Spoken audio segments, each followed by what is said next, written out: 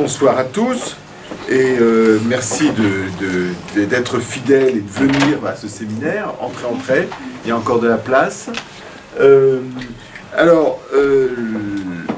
Plusieurs informations concernant notre séminaire avant de commencer. Tout d'abord, je voulais faire circuler peut-être une double page dans la croix que vous avez peut-être lu. Alors je ne suis pas là pour faire de la publicité clandestine pour ce journal, mais parce que ce journal parle de nous et parle d'une initiative qui vient d'ici, de nos rencontres, et dans lesquelles vous allez avoir des interventions. Je vois qu'on vous interviewe.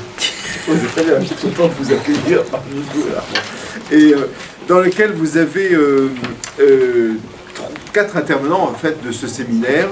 Thierry Ménissier qui l'a inauguré sur la philosophie, Charles-Henri Choiseul-Pralin qui est ici et qui est un fidèle et qui préside l'Observatoire géopolitique des criminalités et qui vient de dire un mot d'ailleurs d'une initiative qu'il organise.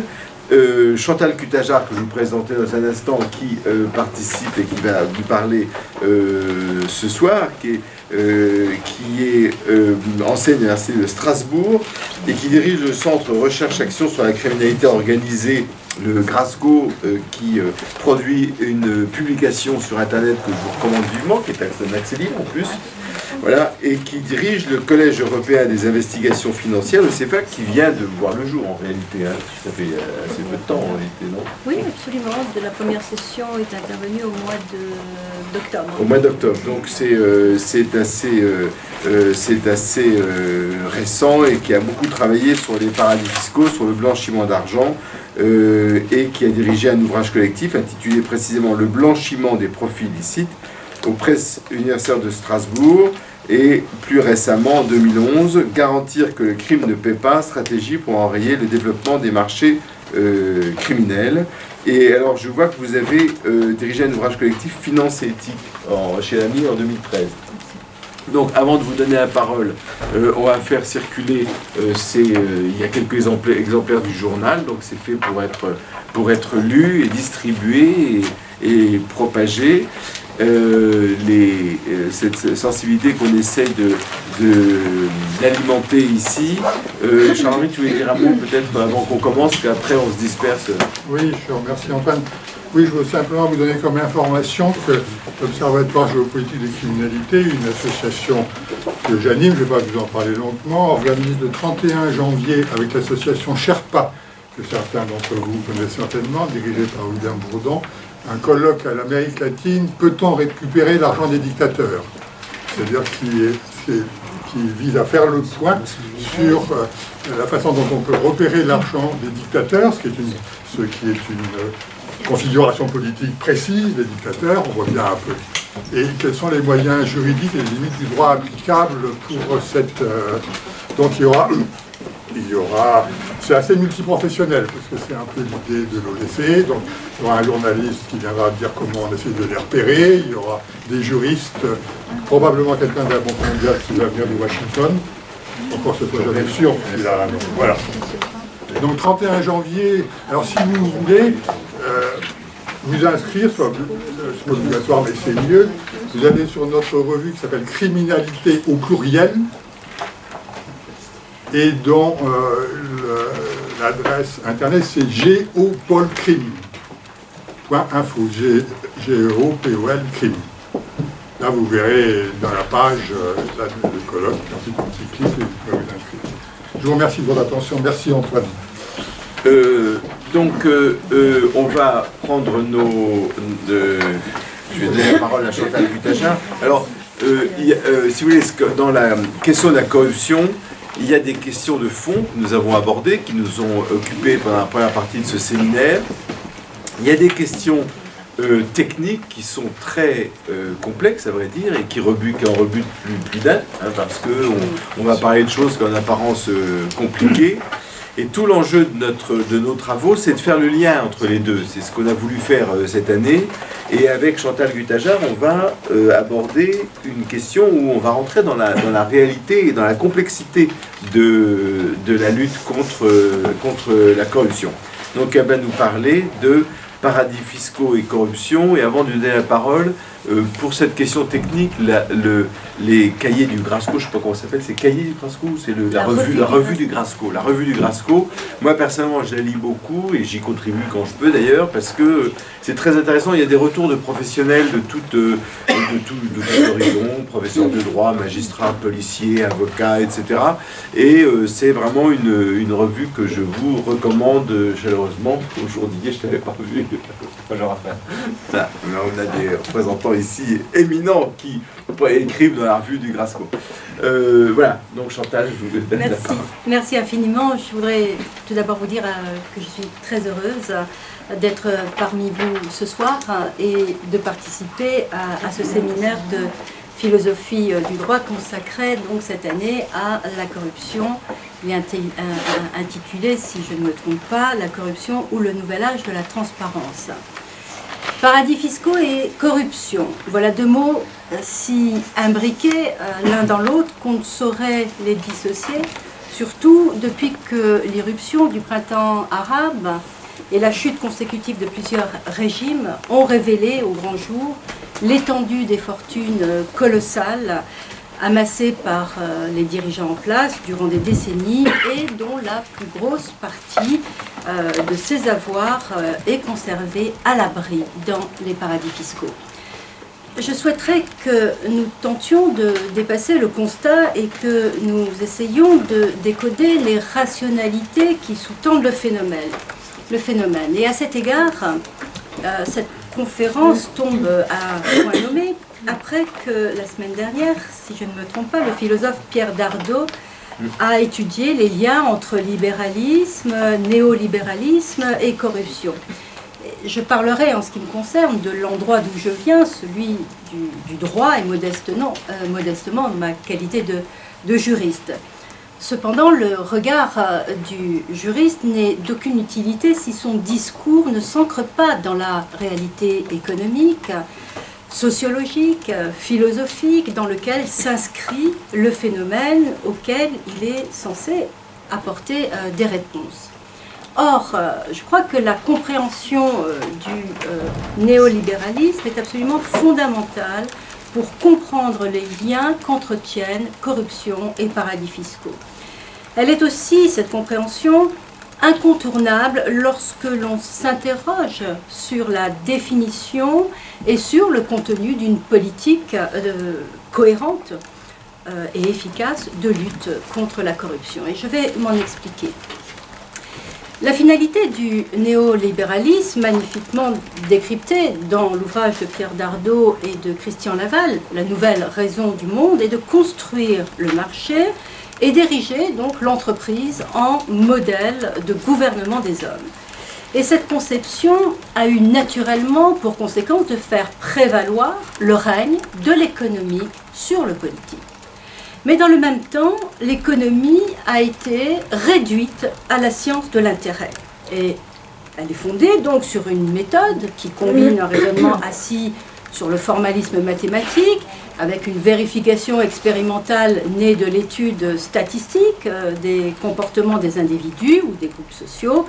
Et cette analyse ne laisse aucune place au jugement de valeur. Que la recherche porte sur le mariage, sur le profit ou sur le crime, il n'y a aucune place pour le jugement de valeur. Et pour ces économistes, il n'y a donc ni bien ni mal, et ce n'est pas parce qu'un phénomène est moralement condamnable qu'il a un impact économique négatif. À cet égard, je voudrais rappeler que le prix Nobel d'économie 1993, Robert Fogel, a montré que l'esclavage dans le sud-est des États-Unis, avant la guerre de sécession, était un système économiquement efficace, au sens où les fermes du Sud, qui étaient esclavagistes, étaient plus productives que celles du Nord, qui, elles, étaient abolitionnistes. Mais là, si la finalité est d'ériger une société sur le mode de l'entreprise, dont la rationalité est de maximiser le profit, alors c'est aussi, il faut le savoir et il faut le comprendre, c'est aussi le renoncement à toute quête du bien commun. Il n'y a En effet, dans un tel système, aucune place pour la recherche du bien commun, cette quête qui postule à l'inverse un jugement de valeur, qui postule la reconnaissance de l'existence de la protection de valeurs non marchandes universelles en contrepoids des valeurs marchandes qui ont d'ores et déjà acquis ce statut d'universalité. Or, n'est-ce pas cette conception qui s'exprime à travers la myriade de conventions internationales élaborées, adoptées, transposées à l'échelle internationale et européenne, qui prohibent les trafics, qui portent atteinte à l'intégrité des êtres humains, à sa santé, à son environnement? C'est pourtant bien cette conception, me semble-t-il, qui a conduit les États à adopter cette fameuse Convention des Nations Unies contre la corruption, la Convention de Mérida, où, dès le premier paragraphe du préambule, les États parties se disent préoccupés par, je cite, la gravité des problèmes que pose la corruption et la menace qu'elle constitue pour la stabilité et la sécurité des sociétés, en sapant les institutions et les valeurs démocratiques, les valeurs éthiques et la justice, et en compromettant le développement durable et l'état de droit. Eh bien, lorsque l'économie chasse les valeurs qui soudent la société au nom de l'efficacité, ces conventions apparaissent comme des obstacles à l'édification d'une société fondée sur la recherche de l'intérêt. Eh bien, dans ce paradigme, ce qu'il convient de nommer les paradis fiscaux va fournir le moyen de contourner ces conventions en mettant à la disposition des usagers ce que l'on appelle des législations de complaisance qui vont permettre de transformer l'illégal en légal. Alors il faut le dire d'emblée, je crois, l'expression paradis fiscaux est réductrice. Elle est réductrice parce qu'elle ne permet pas de rendre compte de la réalité qu'ils sous-tendent.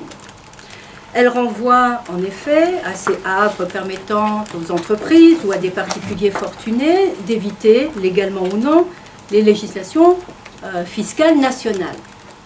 Mais les avantages fiscaux ne sont qu'une partie des avantages que procurent ces paradis à ceux qui y établissent leurs activités.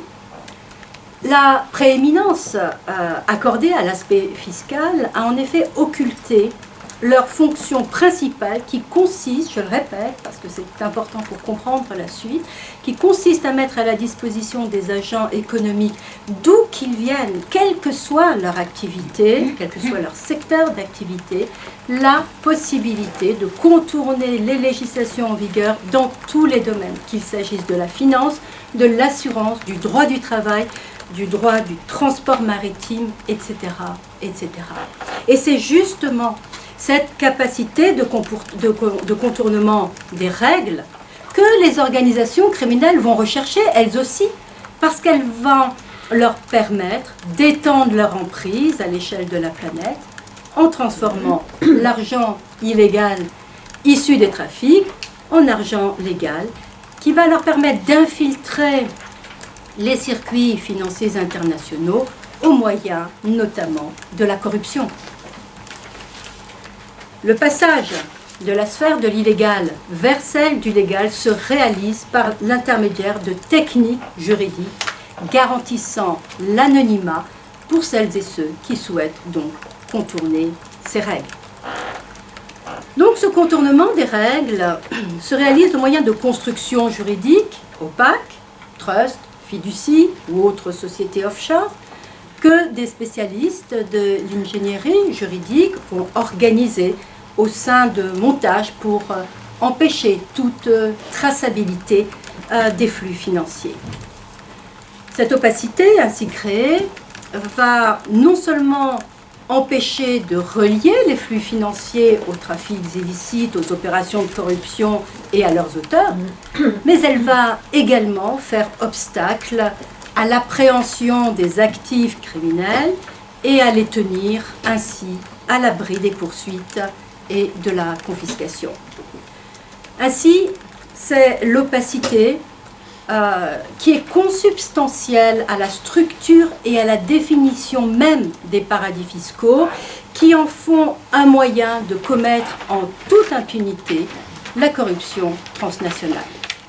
il s'ensuit que seule la transparence permettra de contenir cette corruption, à défaut bien sûr de l'éradiquer. Voilà tracé le chemin que je voudrais parcourir avec vous et je vous propose de le conduire en 2 étapes. Après avoir analysé en quoi les paradis fiscaux sont le moyen de la corruption, bien nous verrons comment la transparence constitue le moyen le plus efficace de lutter contre ce phénomène. Donc les paradis fiscaux, le moyen de la corruption. L'analyse des mécanismes qui permettent de réaliser la corruption est indispensable pour mettre en évidence les carences du système juridique. Et il est indispensable qu'une analyse, que j'appelle phénoménologique, précède l'analyse juridique. Alors, l'analyse phénoménologique. Une histoire, je vais vous raconter une histoire qui est tirée de faits réels et qui va permettre de comprendre comment les paradis fiscaux sont indispensables aux opérations de corruption transnationale. Les noms des personnes physiques et morales, les lieux ont été modifiés, mais le processus que je vais décrire, et lui est tout à fait réel, il est toujours en vigueur à l'heure où je vous parle. Alors, on va l'appeler Franck Maric. Franck Maric dirige un groupe industriel qu'on va appeler Megas, qui fabrique des instruments de mesure, d'essai et de navigation. Megas emploie en France et dans ses 10 filiales européennes 5000 salariés. Megas subit de plein fouet les effets de la crise économique et ses carnets de commandes se tarissent. Franck Maric est donc à la recherche de nouveaux débouchés. Le directeur commercial l'informe qu'un État d'Asie du Sud-Est, Essialam, a besoin de plusieurs centaines d'instruments et qu'il convient également de former le personnel à leur utilisation. Mais le groupe Megas n'est pas du tout implanté à Essialam et il ne dispose d'aucun réseau ni d'aucun contact. Alors Franck Maric va demander au service commercial de nous fournir une note d'ambiance d'ordre économique et politique. Et il apprend que la France entretient d'excellentes relations avec ce pays qui a un très fort potentiel de développement. Et il fait appel à des entreprises étrangères dans le cadre d'appels d'offres internationaux. Et il y a justement un appel d'offres entrant dans le champ d'activité de Megas pour un montant de 10 millions de dollars. Une note en bas de page du directeur commercial attire l'attention de Franck Maric puisqu'elle indique que les édiles d'Essialam considèrent normal de percevoir un pourcentage sur tous les marchés publics octroyés à des entreprises étrangères. Alors, intrigué, Franck Maric demande au service juridique et de la conformité de lui préparer une note sur la conformité au droit du versement de telles commissions. Et par chance, le service vient d'embaucher un brillant étudiant du master juriste conformité de l'Université de Strasbourg. Et cette note, il lui établit donc une note expliquant en substance que le paiement d'une telle commission serait constitutif d'une infraction de corruption d'agents publics étrangers, que cette infraction est condamnée par plusieurs conventions internationales qui ont été ratifiées par la France et qui exposerait, en cas de condamnation, la société et leurs dirigeants à des sanctions pénales graves, y compris d'ailleurs récemment la confiscation générale du patrimoine. La note ajoute tout à fait justement d'ailleurs que le risque de condamnation en France est très faible. Mais tout de même, la loi du 6 décembre 2013 sur la lutte contre la fraude fiscale et la grande délinquance financière vient de consacrer le droit pour les associations agréées de lutte contre la corruption de se constituer partie civile dans les affaires de corruption, ce qui augmente considérablement les risques grâce à des associations comme Sherpa ou Transparence Internationale, et risques qui sont d'autant plus prégnants que la loi a également supprimé le monopole des poursuites du ministère public pour la poursuite de la corruption d'agents publics étrangers. Cependant, le risque le plus grave vient en réalité de l'étranger, et notamment du Royaume-Uni, puisqu'en effet, le Royaume-Uni s'est doté en 2011 du UK Bribery Act, c'est-à-dire une législation anticorruption extrêmement sévère, d'application extraterritoriale, et qui pourrait trouver à s'appliquer à la société française, dans la mesure où elle a une filiale à Londres et elle pourrait l'exposer à une amende illimitée. La note fait cependant état de ce que, en France, le trafic d'influence en direction d'un agent public étranger n'est toujours pas sanctionné en France. Donc Franck Maric passe une mauvaise nuit et puis finalement il décide d'entrer en relation avec l'ambassade de France à Essialam, persuadé qu'il pourra remporter ce marché sans payer de commission. Alors il explique à cet attaché qu'il dirige une entreprise française qui répond tout à fait au profil de l'appel d'offres et que portant donc sur le marché de 10 millions de dollars. L'ambassade le met donc en relation avec Jules Izy. Jules Izy est conseiller commercial français rattaché à l'ambassade. Je vous rappelle que c'est une histoire vraie. Jules Izy lui propose de contacter des facilitateurs qui vont jouer le rôle d'intermédiaire avec les pouvoirs publics d'Essialam. Cette mise en relation nécessite d'exposer quelques frais de prospection que Jules Izy évalue à 25 000 dollars en espèces. Alors évidemment, il n'est pas envisageable que Franck Maric puisse procéder à un retrait en espèces des 25 000 dollars de la banque NPB à Paris et puis de se rendre à Essialam en avion pour aller remettre cet argent. En effet, n'est-ce pas, monsieur Didier, le dispositif de lutte contre le blanchiment d'argent et le financement du terrorisme impose aux établissements financiers, notamment, de s'assurer de la licéité des opérations atypiques. Or, nul doute qu'un retrait en espèces de 25 000 dollars constituerait une opération atypique compte tenu du profilage de la société Mégas que M. Maric aurait beaucoup de mal à justifier. Et donc, quand bien même en plus parviendrait-il à sortir cette somme, le passage aux frontières de l'Union européenne impose de déclarer à l'administration des douanes les sommes en espèces, en valeur d'ailleurs, toutes les sommes qui soient supérieures à 10 000 euros. Et en outre, la non-déclaration exposerait à des sanctions, et puis le risque aussi de transmission de l'information des douanes au procureur de la République pour une suspension de blanchiment. Donc c'est pas possible. Non pas de corruption possible. Mais si, parce que Jules Izy a la solution. Il propose à Franck Maric de recourir au service de la société Fidus Suisse. Et celle-là est tout à fait vraie. Donc, si vous allez chercher sur Internet, vous tapez Google Fidus Suisse, vous allez tomber sur ce site. Donc il propose de recourir à la société Fidus Suisse pour créer en toute légalité une société, je répète en toute légalité, une société offshore à Gibraltar et ouvrir un compte bancaire au nom de cette société auprès de la banque CBSH,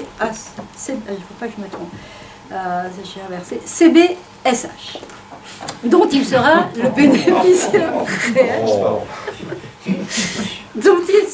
bénéficiaire réel et le seul à pouvoir accéder aux fonds déposés sur le compte en banque sans que son nom n'apparaisse dans les registres publics. Seule l'identité du directeur désigné, celui qu'on appelle le nominee director, figurera sur le registre des sociétés. C'est un service que procure Fidus Suisse et qui permet de préserver l'anonymat dans la direction de l'entreprise. Un contrat qui s'appelle Power of Attorney est signé entre Franck Maric et le directeur nominee qui lui confère le pouvoir de signer l'ensemble des documents administratifs et officiels. Toute la liste d'ailleurs des documents que le directeur nominé est autorisé à signer figure dans ce contrat. Et puis il y a également des nominee shareholders qui détiennent les actions de la société. Donc, comment ça se passe? Le nominee director rédige et signe une procuration et une déclaration de fiducie qui indique que Franck Maric a les pleins pouvoirs et qu'il est le seul propriétaire des titres. Et il pourra seul accéder au compte en banque, le directeur nominee n'y ayant évidemment pas accès. Et donc, ainsi est créée la Company Limited by Shares CIRAM, et un compte au nom de cette société est ouvert auprès de la banque CBSH à Gibraltar. CIRAM émet alors une facture en direction de Mégas intitulée provision pour frais de prospection, assistance technique relatif à un dossier d'appel d'offres à Essialam, pour un montant de 25 000 $. Sur le fondement de cette facture, Megas procède alors à un virement au profit de la société Siram de ce montant. Quelques semaines plus tard, Megas remporte l'appel d'offres grâce à l'entremise du facilitateur qui aura été contacté par Jules ici. Les flux financiers illicites transiteront par Siram au moyen de fausses factures pour permettre le paiement de la commission promise en contrepartie de l'attribution du marché octroyé à Megas. Toutes ces opérations, évidemment, se dérouleront à Gibraltar. On pourrait penser qu'il s'agit d'une histoire isolée qui ne suffirait pas, qui ne justifie pas que l'on jette le discrédit sur les sociétés offshore des paradis fiscaux. Cependant, une étude internationale conduite par des chercheurs de 3 universités, l'Université du Texas, de Brigham et de Griffith, qui a été publiée relativement récemment, puisqu'il s'agit de septembre 2012, a mis en lumière de manière scientifique le caractère criminogène des structures offshore. Et ils ont mis également en évidence le peu de cas qu'il était fait du respect des règles visant à prémunir l'utilisation du système financier à des fins de blanchiment, de corruption ou de financement du terrorisme. Qu'ont fait les chercheurs? Ils ont envoyé 7400 demandes par email à des fournisseurs de sociétés offshore comme Fidus Suisse dans 182 pays. Et ils se sont fait passer pour des blanchisseurs, pour des officiels corrompus, pour des terroristes potentiels. 10 seulement sur les 1722 fournisseurs de sociétés qui ont répondu ont respecté les règles d'identification du bénéficiaire réel exigées par les standards du GAFI. 10. Les chercheurs ont relaté que les prestataires étaient insensibles au risque d'avoir affaire à des criminels, des terroristes, des corrompus, des corrupteurs. Totalement insensibles. Lorsque le risque était vraiment évident, il suffisait que l'agent propose de doubler le montant du coût pour pouvoir obtenir l'ouverture de sa société. Mais vous savez, l'apport sans doute le plus marquant de l'étude est d'avoir révélé que les petits paradis fiscaux, ceux sur qui est focalisée l'attention internationale, eh bien, ils étaient plus rigoureux que les États-Unis et que la Grande-Bretagne dans le respect des règles internationales en matière de lutte contre le blanchiment et le financement du terrorisme. L'endroit où il est le plus facile au monde aujourd'hui de se dissimuler derrière une société offshore, eh bien, ce sont les États-Unis. Voilà le constat de réalité, l'analyse phénoménologique. Le droit peut-il encore agir? Lorsque le juriste est confronté à ces constats de réalité, il se trouve confronté à une interrogation qui est quasi existentielle. Une interrogation sur le sens même et la finalité du droit. Parce que, finalement, comment le droit peut-il reconnaître la légalité de ces entités qui n'ont pas d'autre fonction que de permettre de contourner les obligations de faire ou les obligations de ne pas faire que les sociétés, à l'échelle internationale, érigent en normes contraignantes pour assurer le bien commun. Au-delà, comment peut-on accepter que le droit crée lui-même les outils de sa propre déconstruction? Tout comme l'économie, eh bien, le droit, pour le comprendre, il suffit de constater que le droit, comme l'économie, comme je l'ai expliqué tout à l'heure, a été réduit à une fonction utilitariste au service du développement du néolibéralisme. Les praticiens de la finance ont eu besoin des juristes pour élaborer les stratégies financières d'optimisation et la technique de la personnalité morale a été utilisée pour infléchir les règles institutionnelles qui limitaient leur action. Et les sociétés offshore ne sont qu'un des outils au service du contournement des législations qui limitent le développement de cette finance. Mais ces mêmes sociétés offshore qui garantissent l'anonymat favorisent aussi la corruption en offrant aux auteurs les moyens de se cacher, vous l'avez compris, en toute légalité derrière des masques et de mettre les biens à l'abri de la confiscation. L'opacité des structures juridiques est obtenue en recourant, vous l'avez compris également, à des directeurs et des actionnaires désignés qui ne sont rien d'autre que des prête-noms. Ce critère aurait dû servir de critère incontournable de la qualification des paradis fiscaux. C'est d'ailleurs l'un des 4 critères, la tolérance vis-à-vis des sociétés écrans, qui avait été retenu par l'OCDE, mais curieusement, ce critère n'a jamais été appliqué lorsqu'il s'est agi de constituer les listes de paradis fiscaux. Pourquoi ? Je crois que la raison en est simple. Il existe, il suffit de le constater, au cœur même de l'Europe, plusieurs États offrant la possibilité de constituer des sociétés offshore, assurant l'anonymat, en permettant de recourir directement ou indirectement à un actionnariat anonyme et un directeur nominé. C'est le cas du Royaume-Uni, de Chypre, de la Roumanie, de Gibraltar, de la Lituanie, de la Pologne, du Luxembourg, de Malte, de la République tchèque, de la Lettonie, de l'Irlande. Aux Pays-Bas, la loi ne permet pas d'actionnaires nominés. En revanche, le site de Fidus Suisse explique que la société pourra être détenue à 100% par une société à Londres et ainsi devenir anonyme, les parts de la société anglaise étant, elles, détenues par un nominé. Le constat est donc clair, la corruption transnationale ne peut se développer que grâce et dans l'opacité.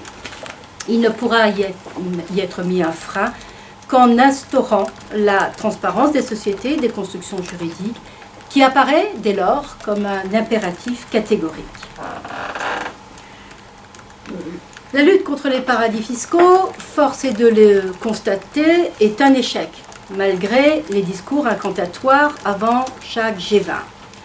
Et c'est un échec parce que la communauté internationale, qui est prompte à dénoncer les excès d'un capitalisme financier débridé, ne veut pas s'attaquer aux causes profondes qui résident, je pense l'avoir démontré, dans ces législations de complaisance qui placent les États en situation de concurrence les uns par rapport aux autres. Et elle ne le fait pas parce que cela contrarierait le développement de l'industrie financière. Pourtant, la généralisation de l'Internet nous place face à un véritable choix de société dont nous serons comptables pour les générations futures. La généralisation de l'Internet est comparable à la découverte d'un nouveau continent, dont il nous faut dès aujourd'hui décider quels seront les fondements du vivre ensemble. La question de savoir dans quelle société nous voulons vivre, nous voulons élever nos enfants, voir grandir nos petits-enfants. Cette question s'adresse à chacune et à chacun d'entre nous, en réalité. Est-ce une société en quête du bien commun ? Cette société qui transparaît à la lumière des conventions internationales dont j'ai parlé tout à l'heure. Une société qui condamne la corruption et qui considère que lutter contre ce fléau est un impératif catégorique parce qu'elle désigne un ensemble de règles, de priorités nécessaires au maintien et à la protection du lien social et de la confiance entre les êtres humains. Une société qui sait que la corruption détruit tout lien social et qu'en cela elle est un mal en soi et qu'elle porte atteinte à la dignité, à l'intégrité des êtres humains et au-delà qu'elle menace la structure sociétale elle-même. Une société donc qui décide de placer au sommet des priorités la définition et la mise en œuvre des moyens pour prévenir et réprimer la corruption. Si c'est dans une société comme celle-là que nous souhaitons vivre, eh bien, il faut trouver les moyens d'atteindre les objectifs fixés et donc de renoncer au nom de la supériorité de la recherche du bien commun, à donner aux acteurs économiques les moyens juridiques de commettre la corruption en neutralisant les effets criminogènes des sociétés offshore et de ces constructions juridiques opaques.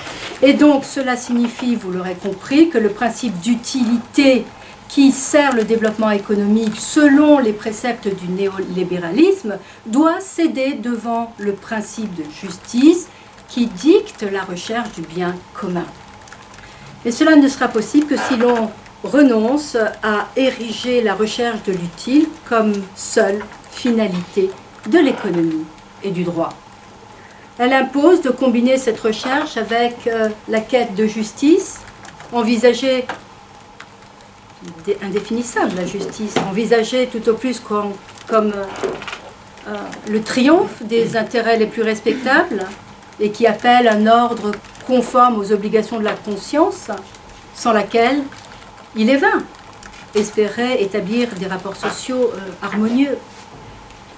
Et la transparence ne pourra donc être instaurée que si l'on admet cette vérité primaire que le droit vise à réaliser la synergie entre l'utile et le juste pour assurer le maintien et le progrès de la société humaine.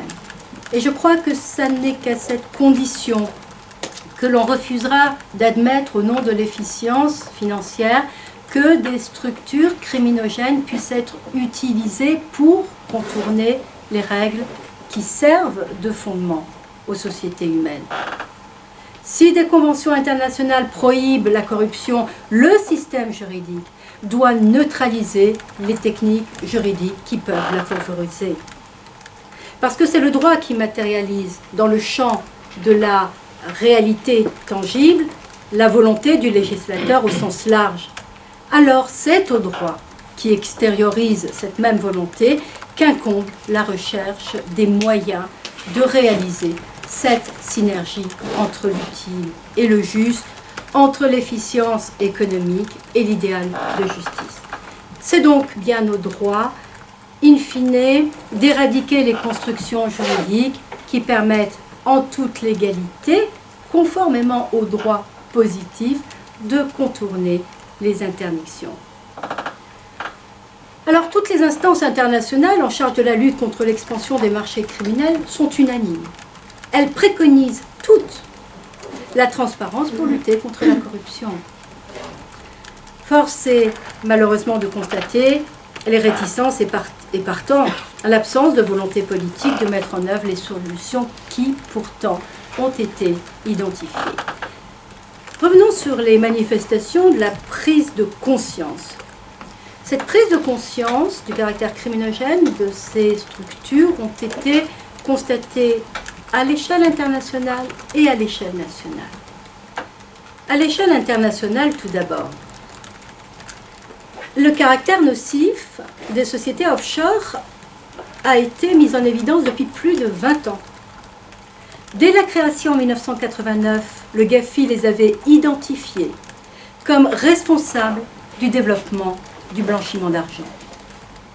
Mais il a fallu attendre un rapport publié par l'OCDE en mai 2000 pour que soit révélée l'utilisation de montages juridiques à des fins de blanchiment, de corruption et de fraude fiscale transnationale.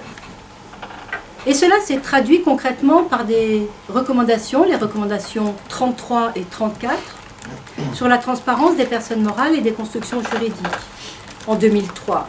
Recommandations qui incitaient les pays à prendre des mesures pour empêcher l'utilisation illicite des personnes morales par les blanchisseurs de capitaux.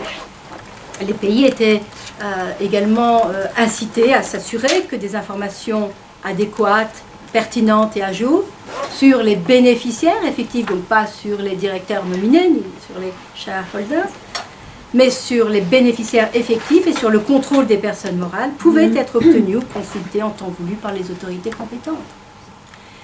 Les actions aux porteurs avaient été également identifiées et les pays qui les autorisaient devaient s'assurer qu'elles n'étaient pas utilisées à des fins de blanchiment. Et enfin, des mesures devaient être prises pour faciliter l'accès aux informations sur les bénéficiaires réels et le contrôle des personnes morales pour mettre en œuvre la vigilance sur le secteur financier. Donc, le GAFI 2003. Puis l'Union européenne s'est emparée de la question. Dans une communication sur la stratégie de la sécurité intérieure de l'Union européenne, 5 étapes vers une Europe plus sûre, dans laquelle elle préconise de réviser la législation anti-blanchiment de l'Union européenne afin d'accroître la transparence des personnes morales et des constructions juridiques. Et puis ça a été le tour du Parlement européen. Le Parlement européen, dans une résolution du 15 septembre 2011 sur les efforts de l'Union européenne dans la lutte contre la corruption, le Parlement européen invite la Commission européenne à faire, je cite les termes, à faire de la lutte contre les sociétés écrans anonymes dans les juridictions opaques, utilisées pour entretenir des flux financiers délictueux, une priorité de la prochaine réforme de la directive sur le blanchiment des capitaux.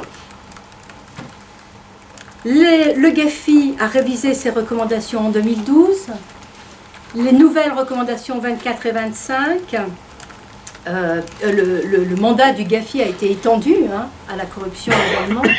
Donc les nouvelles recommandations 24 et 25 du GAFI visent désormais, en plus de ce que j'ai précisé tout à l'heure, visent les pays qui autorisent les actionnaires ou administrateurs agissant pour le compte d'une autre personne, nominee shareholders ou nominee directors, et leur demandent de prendre des mesures efficaces pour s'assurer qu'elles ne seront pas détournées à des fins criminelles.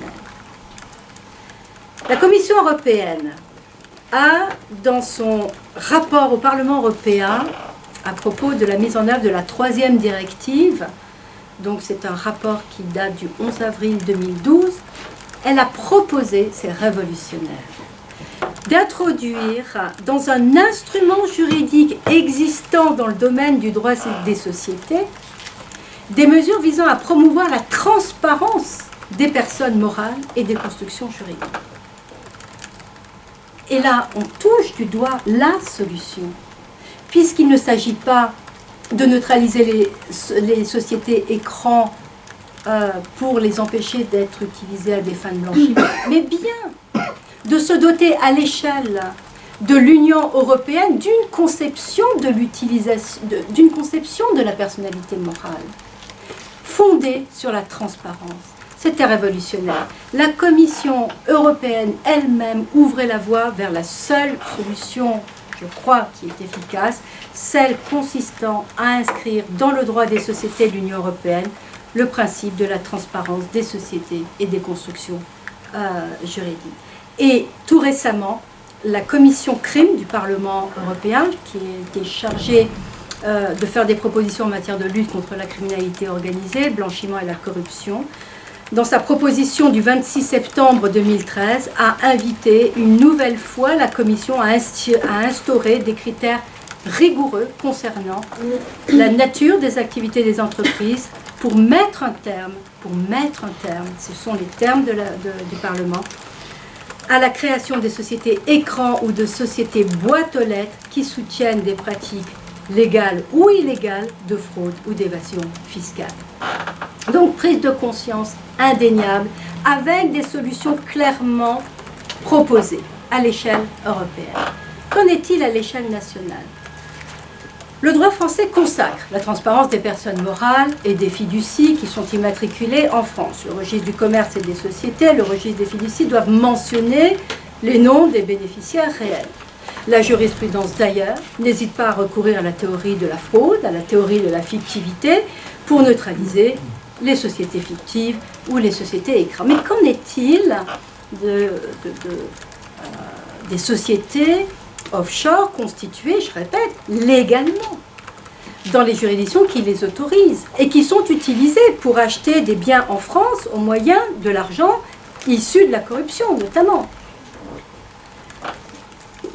Alors, en ce qui les concerne, on ne voit guère que on est en présence d'un détournement des règles de droit et en présence d'un tel détournement, l'adage « Fraus omnia corrumpit », cet adage de la plus haute volée, qui parfois sert de visa unique à des arrêts de la Cour de cassation, et qui partage avec quelques autres, comme Nemo à Auditour, le rare privilège de garantir la loyauté dans les rapports juridiques.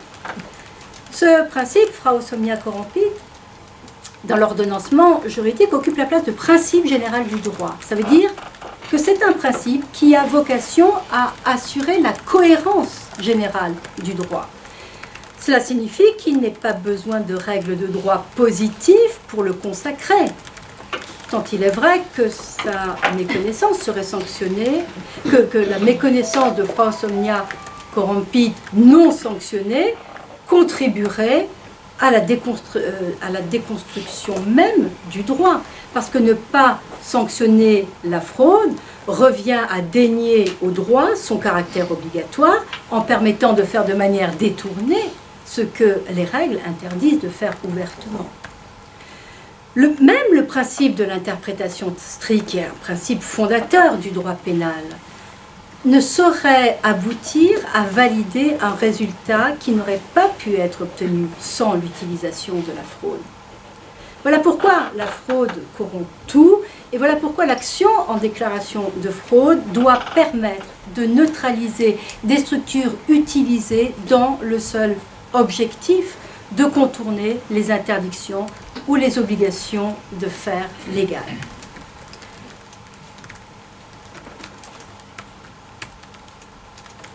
La voie de la déclaration de fraude est ainsi, je crois, ouverte à l'égard des sociétés offshore qui sont utilisées dans le seul but de mettre des biens qui ont été acquis illégalement à l'aide des produits de la corruption à l'abri de la saisie et de la confiscation. Mais elle suppose néanmoins, pour contrer la construction juridiquement validée à l'étranger, la démonstration concrète de la fraude qui est commise. Ce n'est qu'à ce titre qu'il sera autorisé aux autorités d'aller au-delà de la seule apparence créée et constatée pour se diriger vers la transparence des opérations. Et dans cette démarche, le pouvoir d'agir relève de la sphère d'action du ministère public, mais on peut en parler tout à l'heure. Qu'il me soit simplement permis dans cette enceinte, avec l'humilité qui revient à celle qui n'est qu'une très modeste théoricienne du droit, de proposer au futur procureur financier, qui a été institué par la loi du 6 décembre 2013 sur la lutte, dans le cadre de la loi sur la lutte contre la fraude fiscale et la grande délinquance financière, qu'il me soit permis de soutenir le raisonnement suivant. On sait que le Code de procédure civile reprend la distinction traditionnelle de l'action du ministère public comme partie principale ou son intervention comme partie jointe. C'est l'article 421. Cette séparation entre la voie d'action où le ministère public est partie principale et la voie de réquisition où le ministère public n'est que partie jointe et intervient pour faire connaître son avis sur l'application de la loi dans une affaire dont il a la communication, article 424, cette séparation, elle est fondamentale. Sous le premier aspect, il est expressément prévu que le ministère public peut agir pour la défense de l'ordre public à l'occasion de faits qui portent atteinte à l'ordre public. Et l'utilisation de montages pour dissimuler une infraction, pour dissimuler l'origine frauduleuse ou illégale de fonds, relève de toute évidence, me semble-t-il, de l'atteinte à l'ordre public. Ça veut dire que l'utilisation de la simulation doit pouvoir être dénoncée par les autorités publiques. Autre manifestation de la prise de conscience du législateur français, c'est toujours avec la loi du 6 décembre 2013, un nouvel article, l'article 324-1-1 du Code pénal, qui institue une nouvelle présomption qui permet aux autorités en matière de blanchiment, qui permet aux autorités de poursuite qui, dans le cadre des investigations, ont mis en évidence des opérations de blanchiment réalisées au moyen de montages opaques, dont la justification économique n'est pas apparente, et bien de contraindre la personne poursuivie à faire la démonstration de leur origine licite. Et à défaut, donc c'est un renversement, si vous voulez, de la charge de la preuve, en présence d'un montage complet dont la licéité n'est pas apparente, à défaut de rapporter cette preuve, et bien la loi permet de considérer que les opérations de blanchiment ne peuvent avoir d'autres justifications que de dissimuler l'origine ou le bénéficiaire des biens ou des revenus. Donc facilitation, prise de conscience utilisation de ce concept de montage pour faciliter la preuve du blanchiment. Et j'en viens à cette dernière partie, les signes de manque de volonté politique. Donc nous l'avons vu, la prise de conscience est là, les solutions techniques sont là. Où en sommes-nous aujourd'hui? En Europe, tout d'abord. La proposition de la Commission, dont je vous parlais tout à l'heure, d'inscrire la transparence dans un instrument juridique du droit des sociétés, s'est heurtée à la réticence de nombreux États membres. Il n'est pas nécessaire de vous préciser lesquels. La proposition de 4e directive, qui est en cours d'adoption, se limite à imposer aux personnes morales de détenir des informations sur leurs propres bénéficiaires effectifs et de maintenir ces informations à disposition des autorités compétentes, ainsi que de toutes les entités qui sont soumises à ces obligations de vigilance. Les fiduciaires doivent, quant à eux, déclarer leur statut lorsqu'ils deviennent clients d'une entité soumise au respect des obligations de vigilance et de déclaration. Voilà ce qui est proposé dans le cadre de la directive. Non seulement on ne procède à aucune uniformisation à l'échelle européenne, mais en outre, les sanctions qui sont attachées à la violation de ces obligations sont laissées à l'entière initiative des États. Ce qui est d'autant plus surprenant que la directive, la nouvelle directive en préparation, prévoit d'uniformiser les manquements aux autres obligations de vigilance. Mais curieusement, ce manquement-là, à l'obligation de tenir des informations, n'entre pas dans le champ de l'uniformisation des sanctions prévues par la directive. À l'étranger. Alors je vais faire référence à ce magnifique ouvrage sous la direction d'Antoine Garapon et de Pierre Servan-Schreiber, d'Île de justice, qui décrit magnifiquement et très justement le changement de paradigme auquel nous sommes en train d'assister sous l'influence de cette nouvelle politique de lutte contre la corruption qui a été mise en place en premier par les autorités américaines avec le FCPA en 1977, c'est pas nouveau, et donc qui consiste à proposer à une entreprise qui est suspectée de corruption de coopérer avec les autorités de poursuite américaines sous peine de se voir interdire l'accès au marché américain. Donc c'est effectivement la peine de mort. Le Royaume-Uni, je l'ai dit au début de mon intervention, lui a emboîté le pas en instituant le UK Bribery Act, qui a été adopté le 8 avril 2010 et qui est entré en vigueur le 1er juillet 2011. Cette loi crée une nouvelle infraction qui est une infraction de manquement à l'obligation de prévention de la corruption par les sociétés commerciales, punissable d'une amende illimitée. Et le particularisme de cette loi est qu'elle est d'une application extraterritoriale extrêmement large.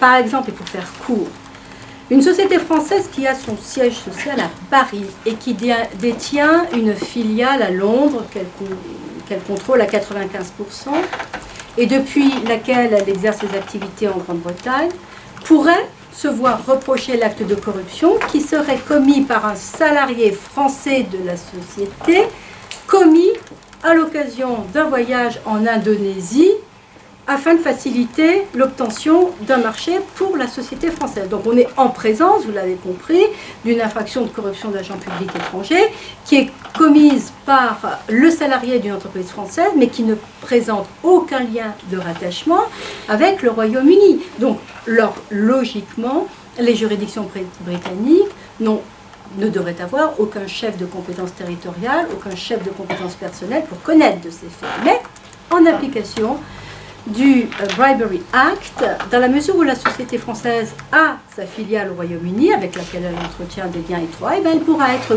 considérée comme conduisant une partie de son activité au Royaume-Uni et donc être soumise aux dispositions de l'article 7 de cette loi.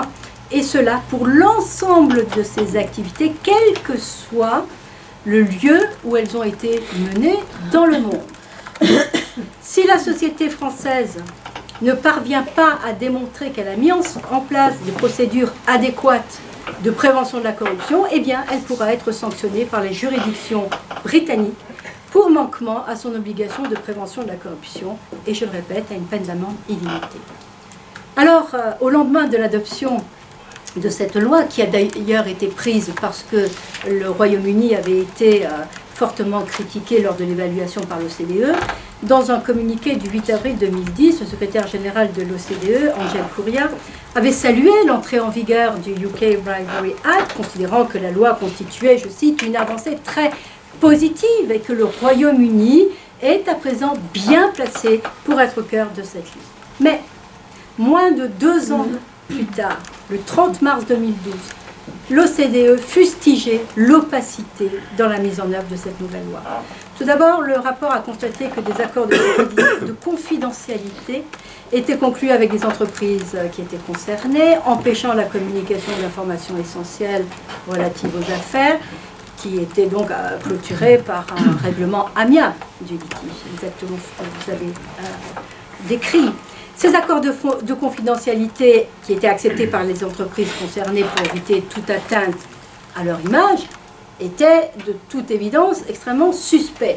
Et le groupe de suivi a demandé au Royaume-Uni de faire preuve de plus de transparence lors du règlement des affaires, jugeant que l'opacité du processus, jugeant que le peu d'informations disponibles sur les règlements conclu n'était pas de nature à susciter la confiance du public et de l'appareil judiciaire.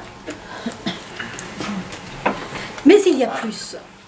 Le rapport de suivi de la phase 1 inter du 16 décembre 2010 a critiqué, et là nous rejoignons notre sujet, le fait que le UK Bribery Act ne donnait aucune compétence au Royaume-Uni pour poursuivre les personnes morales constituées en société, devinez où, dans les dépendances de la couronne et les territoires d'outre-mer. Ainsi, ces sociétés n'exerçant aucune activité au Royaume-Uni peuvent être utilisées pour commettre des actes de corruption transnationale sans risquer de poursuite. Il ne s'agit pas d'une lacune mineure de ce dispositif. Le rapport rappelle en effet que le nombre de dépendances de la couronne et de territoires d'outre-mer sont des places financières internationales extrêmement actives où de nombreuses entreprises sont constituées en sociétés ou exercent des activités internationales. Et le rapport relève qu'en juin 2007, 802 850 entreprises étaient domiciliées dans les îles Vierges britanniques. Et donc le rapport de suivi enjoignait, qui a été fait en 2012, enjoint au Royaume-Uni d'adopter sans tarder une feuille de route pour étendre activement la Convention aux territoires d'outre-mer du Royaume-Uni qui ne sont pas visés par la loi, en lui demandant de faire un rapport oral au plus tard en mars 2013. Je n'ai sur le site de l'OCDE trouvé encore aucune trace de ce retour. Alors, si vous en avez dans le cadre d'autres... Et je finis avec la France. Et c'est vraiment d'une actualité extrêmement récente. Qu'est-ce qu'il faut penser de l'arrêté qui a été publié hier, dimanche 19 janvier, au journal officiel? Arrêté qui retire à compter, de manière rétroactive, à compter du 1er janvier 2014 de la liste française des États et des territoires non coopératifs, les Bermudes et les dépendances britanniques de Jersey, alors que Jersey permet la mise en place de cascades de trusts dont l'identité des détenteurs reste dissimulée. Est-ce qu'il est besoin de rappeler qu'environ 500 milliards d'euros transitent chaque année par les fonds détenus par les filiales des institutions financières installées à Jersey pour rejoindre la City de Londres? Alors, cet arrêté fait grand bruit. La présidente PS de la Commission des Affaires étrangères de l'Assemblée nationale, ainsi que le rapporteur général PS aussi, du budget à l'Assemblée, ont dénoncé ce retrait dans un communiqué commun où ils rappellent que ces deux juridictions n'ont pas obtenu une notation dans le cadre du Forum mondial sur la transparence organisé sous l'égide de l'OCDE, justifiant ce retrait. Voilà, ce rapide panorama montre le fossé qui existe entre la rhétorique politique des gouvernements et leurs actions. D'un côté, la corruption fait l'objet d'une condamnation unanime par la communauté internationale. Dans son discours, M. Jagland, secrétaire général du Conseil de l'Europe, le 22 janvier 2013, dit qu'il voit dans la corruption la plus grande menace qui pèse sur la démocratie en Europe aujourd'hui, et c'est vrai. Ou Ban Ki-moon, secrétaire général de l'ONU, qui, à l'occasion de la présentation des objectifs du millénaire pour le développement, d'ici 2015, considère que les progrès économiques et sociaux pour l'après-2015 sont voués à l'échec si on ne parvient pas à contenir la corruption. Et puis de l'autre côté, toutes les tentatives d'ériger la transparence des structures offshore échouent ou sont sacrifiées sous l'autel de la rentabilité de l'industrie financière. Alors, l'économiste Daniel Cohen, je crois, a raison de dire, je le cite, « Quand l'économie chasse les valeurs qui soudent la société au nom de l'efficacité, le système s'effondre. » Eh bien oui, le système s'effondre et avec lui la démocratie, que Montesquieu a magnifiquement défini en 1748 dans De l'esprit des lois, une formule lorsque dans la République le peuple encore a la souveraine puissance, c'est une démocratie. Alors sans doute il ne reste plus qu'au peuple à rappeler à ses représentants quelles sont les priorités, et c'est une entreprise effectivement de longue haleine. C'est la stratégie qui a présidé la mise en place d'une ICE pour la transparence des sociétés et des structures juridiques, soutenue par plusieurs ONG. Parviendra-t-elle à réunir le million de signatures nécessaires pour être simplement étudiée par la Commission européenne? C'est sans doute à cet endroit qu'il faut faire sienne la devise de la maison d'Orange. Il n'est pas nécessaire d'espérer pour entreprendre, ni de réussir pour persévérer. Je vous remercie. Merci beaucoup. Merci beaucoup pour cet exposé dans lequel il y a pas mal effectivement de concepts ou d'idées qu'on a entendues la semaine dernière sont revenus et notamment cette idée de transparence. Bon, et puis on voit aussi comment dirais-je, le défaut congénital de la mondialisation qui est effectivement cette absence d'unité du territoire. C'est un peu comment parler de monde commun quand précisément il y a des gens qui ont le droit de s'accepter du monde et de s'accepter même de la réalité physique de notre monde. Alors voilà, le débat est ouvert sur des questions qui peuvent porter aussi bien sur les aspects techniques que sur les aspects plus théoriques qui ont été abordés ce soir. Donc vous avez la parole qui souhaite poser une question, Joseph.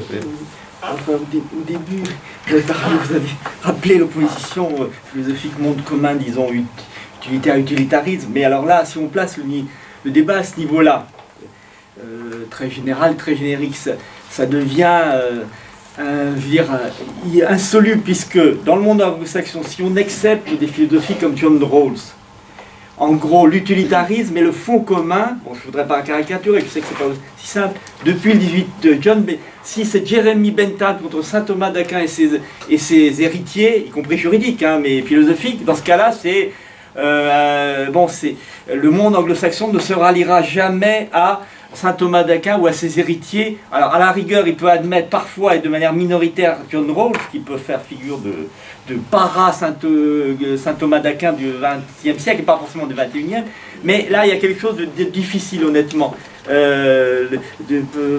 Parce que là on se heurte vraiment, si vraiment on conteste le paradigme en quelque sorte, anthropologie de l'économie libérale. Je sais bien qu'Adam Smith, par exemple, dans sa théorie des sentiments moraux de 1859, donc 7 ans avant sa théorie La richesse des nations, avait développé quelque chose effectivement un peu semblable. Mais là, il y a une difficulté réelle. On ne peut pas changer la culture des anglo-saxons. Bon, il faut caricaturer à fond. Ah.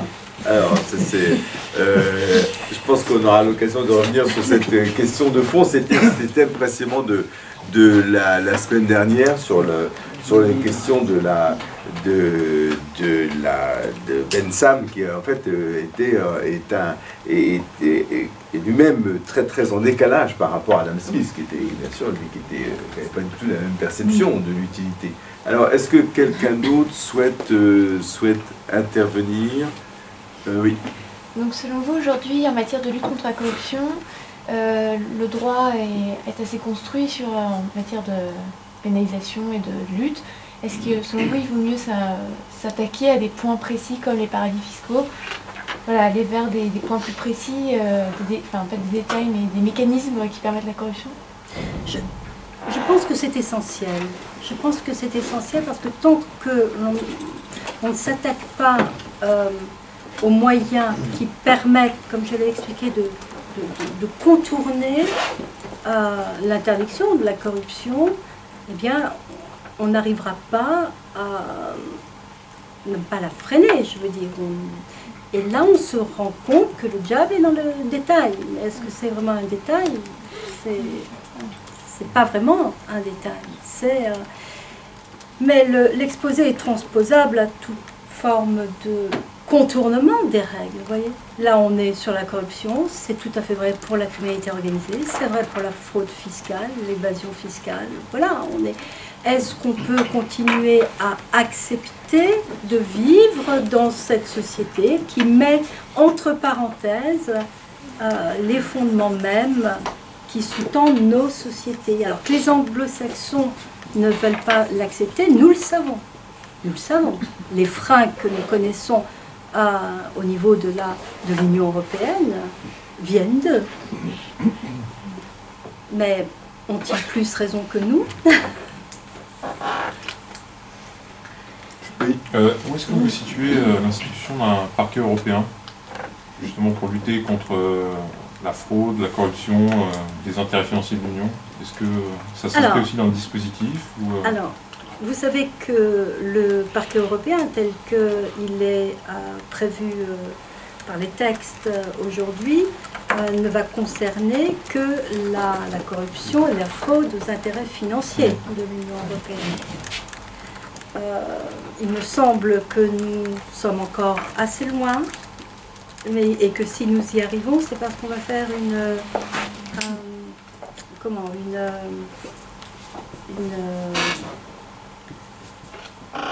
que l'on va se mettre à quelques États. Coopération extrême. Voilà, une coopération renforcée, voilà, entre quelques États pour mettre en place le parquet européen. Mais on ne peut qu'espérer qu'un jour nous parvenions à avoir un parquet européen compétent pour les crimes européens. Je parle de parce que c'est une véritable difficulté, là encore, pour être efficace dans l'aspect répressif. Je crois que la réponse est à la fois dans la prévention et dans la répression. Et là, ce qui est très bien décrit dans l'ouvrage d'Antoine Garapon, c'est qu'il faut qu'on change aussi de modèle et que ce n'est pas par la répression que l'on arrivera à contenir tous ces... Ceci dit, je ne suis pas toujours en accord avec l'efficacité réelle. Et d'ailleurs, vous émettez des réserves aussi là-dessus.